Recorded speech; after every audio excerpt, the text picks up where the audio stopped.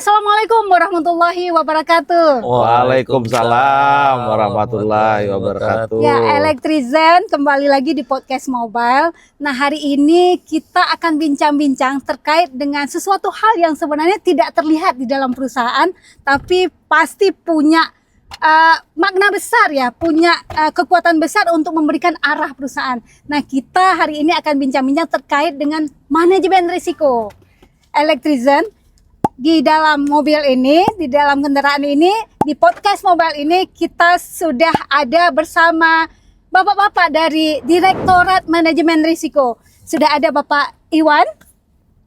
Ya, Assalamualaikum Pak. Waalaikumsalam warahmatullahi Dan, makasih Bulana. Ya, sama-sama Pak. Dan juga sudah ada Pak Akmal.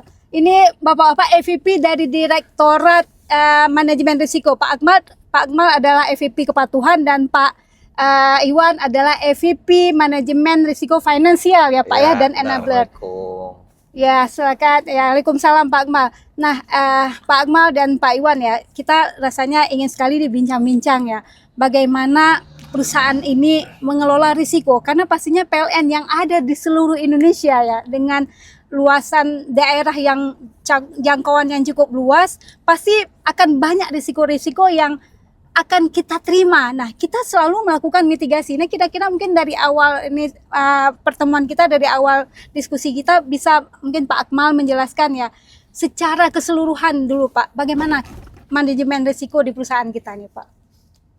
Baik, Bulana. Sebenarnya atau Pak Iwan? Gimana? Saya saja. Boleh Pak, Ya, boleh. ya. Bebas Pak. Ya, izin. Nah, baik, makasih Bulana. Jadi kalau tadi Bulana menyampaikan ada begitu banyak ya risiko-risiko yang di konteksnya PLN kita, itu benar sekali ya. PLN itu kan apabila kita melihat dari segmen bisnisnya, dari hulu sampai hilir, hulu itu katakanlah energi primer, kemudian pembangkit, kemudian transmisi, distribusi, sampai retail. Iya. Kemudian enablernya kan ada keuangan, ada SDM, dan sebagainya ya. Itu memang bervariasi. Sangat komprehensif ya Pak ya. Bervariasi macam-macam jenis risikonya. Kemudian lagi kita melihat PLN itu dari berbagai unit ya. Dia mengacu pada fungsi juga memang pada regional ya, pada kewilayahan. Itu juga masing-masing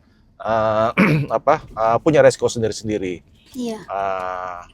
Berjenjang dari tingkat di bawah kantor pusat ada unit induk, ada unit pelaksana, unit pelayanan dan sebagainya.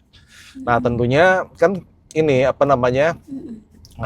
di tingkat pusat konsolidasi itu akan melihat yang mana tingkat dampaknya itu paling signifikan mempengaruhi. Kemungkinan terjadi dan dampaknya ya Pak ya. Ya, kemudian juga pada jumlah unit atau subholding anak perusahaan yang akan terpengaruh. Jadi biasanya dari situ kita akan melihat, di situ kita akan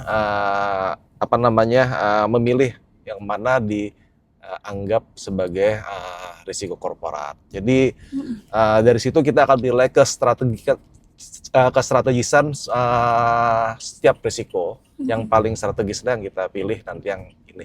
Nah, itu bukan berarti risiko-risiko lainnya tidak kita akan abaikan gitu ya Pak ya. Jadi prioritas kita akan ke sana. Mungkin itu gambaran umum sementara dulu. Iya, berarti PLN ini ya Pak ya, maksudnya sudah berusaha untuk melakukan mitigasi ya atas kemungkinan ya risiko-risiko yang mungkin berdampak ya secara internal maupun pengaruhnya ke eksternalnya, apakah ke pelanggan, apakah ke para stakeholder gitu ya Pak ya. Iya, ya tentunya sebetulnya yang paling kita perhatikan itu adalah pengaruhnya pada perusahaan kita sendiri. Baik. Jadi itu yang yang akan kita perhatikan.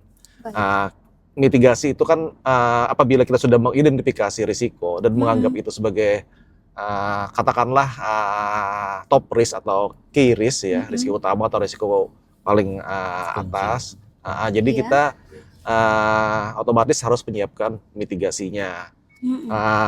Setelah sebelumnya kan kita mengukur levelnya ya. Kemudian kita mengukur lagi apabila mitigasi dilaksanakan levelnya mungkin turun sejauh mana. Iya. Mitigasi-mitigasi itu nanti akan masuk sebagai program kerja dan secara periodik pun akan tetap kita ukur lagi, pantau lagi efektifkah mitigasi yang telah kita laksanakan tersebut. Baik. Kira-kira begitu. Baik, terima kasih Pak Iwan. Nah, ke Pak Akmal nih Pak, kalau kita rutin melakukan mitigasi risiko Pak, ternyata kemungkinan probabilitaskah itu, apakah dampakkah itu kan bisa saja dengan situasi yang berbeda, mungkin mitigasi itu nggak cocok lagi Pak. Nah, ini apa yang akan kita lakukan? Ya, mungkin secara umum saja bahwa memang mengelola risiko atau kita menjalankan perusahaan kan seperti kita jadi nakoda kapal gitu ya. Kita berlayar tidak tahu nih badai akan datang atau tidak gitu. Tapi setiap nakoda harusnya dia sudah mempersiapkan diri bahwa sejak awal dia cukup yakin bahwa kapalnya cukup kuat dan kompasnya cukup akurat sehingga kalau di depan ada badai maka mungkin sudah pakai GPS jadi sudah tahu, sudah ada informasi dari BMKG gitu ya, sehingga kita tahu oh depannya ada badai ya nggak usah lewat situ kan, kita bisa menghindari atau reroute segala macam. Karena hari ini kalau di PLN pengelolaan risiko itu tidak hanya kemudian soal jaga-jaga mitigasi bukan, tapi memang pengelolaan risiko sudah jadi bagian strategi manajemen gitu. Jadi memang kalau kita mengambil keputusan itu sudah dikaji risikonya, makanya di proses pengambilan keputusan oleh direksi pun ada yang namanya kajian risiko. Sudah disusun kajian risikonya, A to Z-nya sudah disusun, mitigasinya sudah disusun. Nah sehingga ketika mengambil itu semua sudah firm. Makanya selain risiko juga ada proses mitigasi lainnya, kepatuhan, hukum segala macam. Sehingga setiap pengambilan keputusan kita yakin itu sudah terbaik dan itu sebagai bagian dari penerapan strategi risk management. Nah, Pak Akmal menyambung yang disampaikan Pak Akmal barusan, bahwa insya Allah ya kita meyakini ya bahwa pengambilan keputusan itu adalah sudah dipertimbangkan begitu. Nah, bagaimana halnya kalau misalnya ada sebuah pengambilan keputusan, ternyata keputusan itu tepat pada saat ini, tapi mungkin 10 tahun ke depan ya, atau 5 tahun atau 10 tahun ke depan, jadinya keputusan itu menjadi ada yang ngomong seperti ini dulu mengambil keputusan yang salah, misalnya membeli mesin yang tidak tepat, seperti itu. Nah, ini apakah gagal dalam memitigasi risiko atau bagaimana ini kalau kondisi seperti itu, Pak Akmal? Iya, makanya memang tadi diskusi di ruangan tadi kita sampaikan juga hari ini Bapak Ibu ketika mengambil keputusan tentunya dengan informasi yang ada saat itu. Bisa jadi informasi itu dipandang pada lain kesempatan tidak tepat. Benar. Bisa jadi, tapi memang Bapak Ibu yang namanya ngambil keputusan tentu berdasarkan informasi yang ada pada saat itu. Benar. Kita tidak mungkin kemudian forecast terlalu jauh gitu ya. Karena begini, kondisi darurat seperti kemarin bencana di Aceh pun orang bisa jadi 2-3 tahun ke depan tidak akan bisa memotret kondisi kegentingan pada saat penanganan bencana seperti itu. Benar. Jadi mau nggak mau memang kemudian dokumentasi yang sifatnya administratif atau evidence atau apapun yang bisa menggambarkan kondisi pada saat pengambilan keputusan itu harus didokumentasikan. Sehingga ketika kemudian orang menanyakan kenapa hari ini saat itu dia seperti ini, kenapa dianggap salah gampang gitu. Kita punya cukup evidence, Bapak Ibu saat itu kondisinya tidak seperti yang dibayangkan. Harus diambil keputusan secara cepat karena kalau semakin lama tidak mengambil keputusan, istilahnya apa ya? Kondisi kedaruratan itu akan semakin nggak tertangani. Maka memang dibutuhkan kecepatan pengambilan keputusan dengan informasi yang ada pada saat itu. Evidennya A, B, C, D ini dapat kami sajikan. Jadi insya Allah ya kalau kemudian landasan pengambilan keputusan ada good faith, tidak ada konflik of interest. Benar, ya. Insya Allah. Kalau emang disalahkan, ya the best we can do ya, the best kita bisa pilih pada saat itu memang seperti itu gitu. Makanya memang kami menyarankan dalam kondisi apapun evidence. Administrasi tidak boleh ditinggalkan, begitu ya Pak ya. Ya.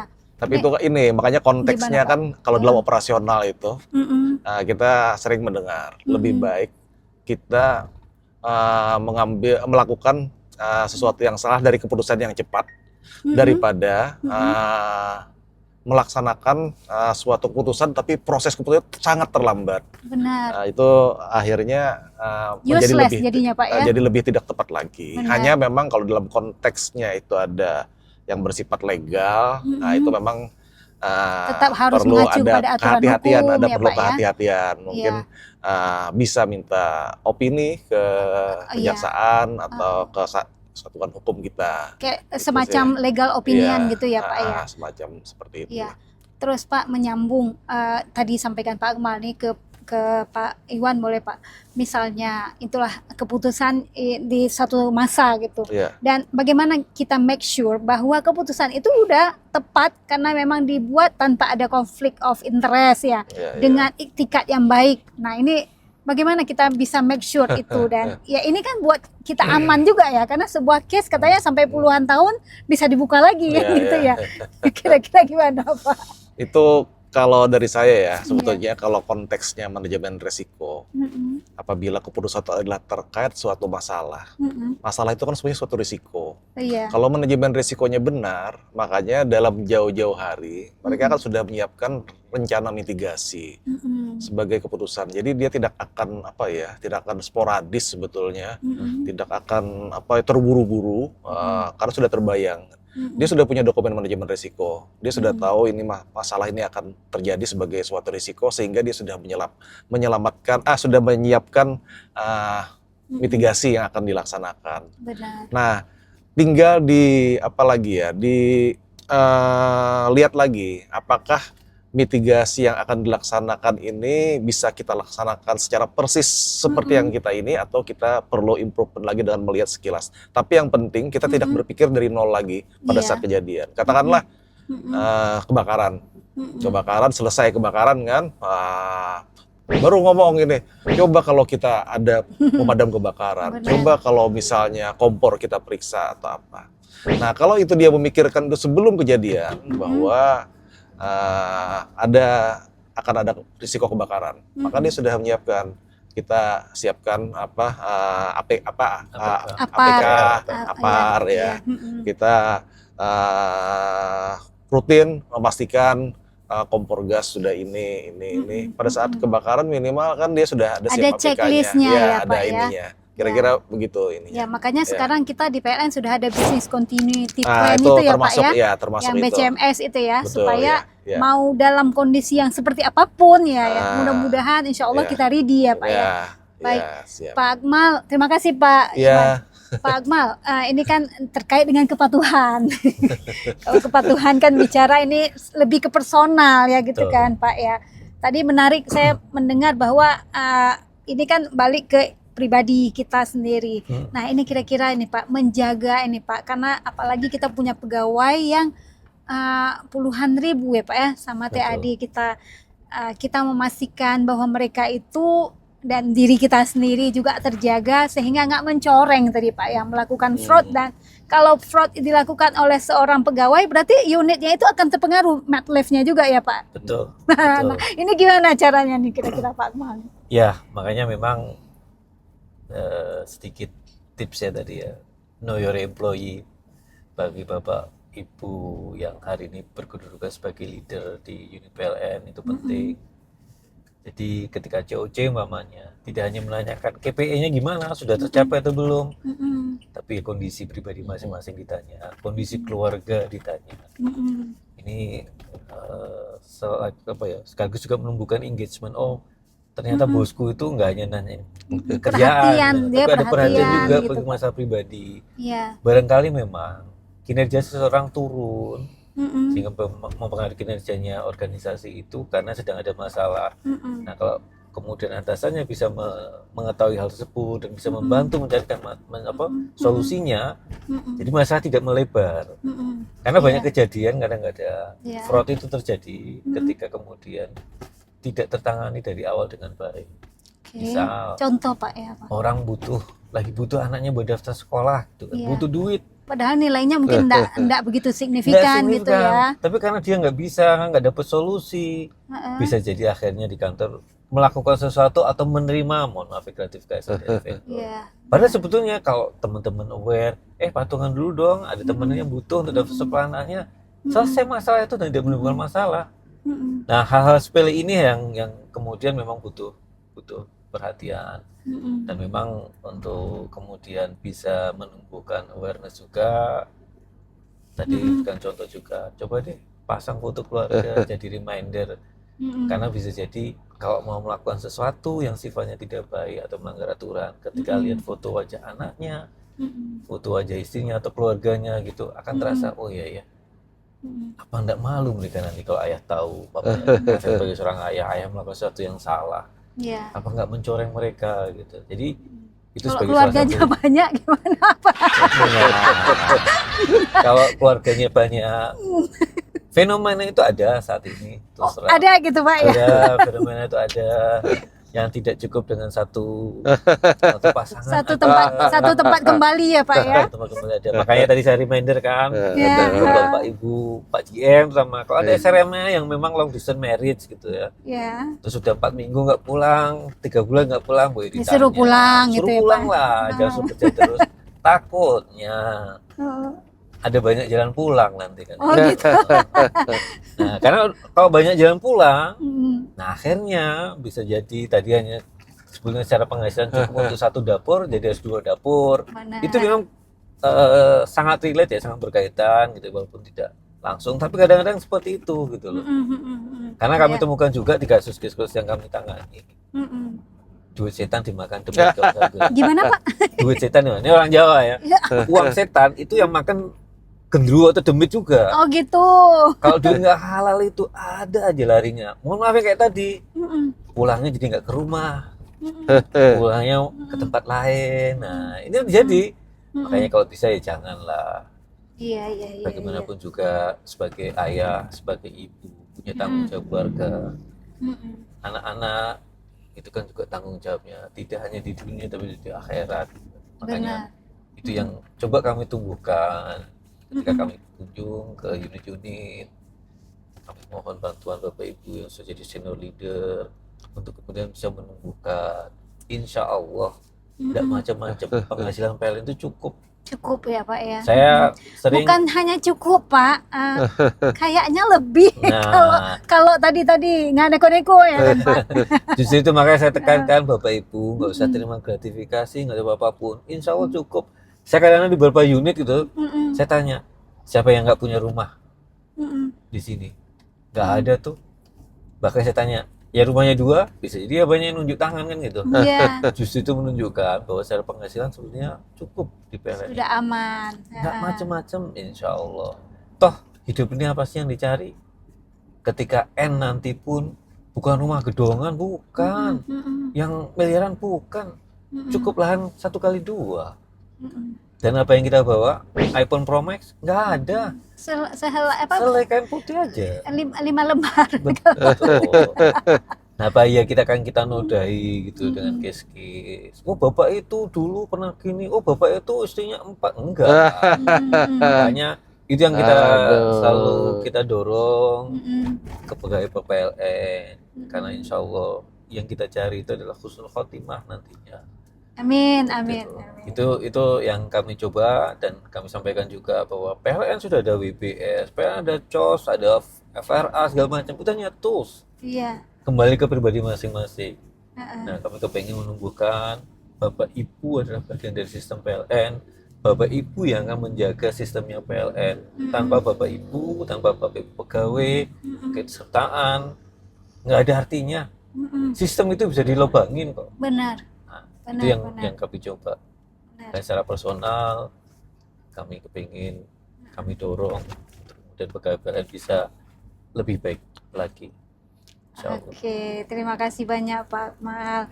Nih Pak Iwan, sebelum kita tutup podcast ini Pak, apa ada pesan-pesan atau ada hal yang perlu Bapak sampaikan lagi ke Electrizen, ke PLNers juga Pak?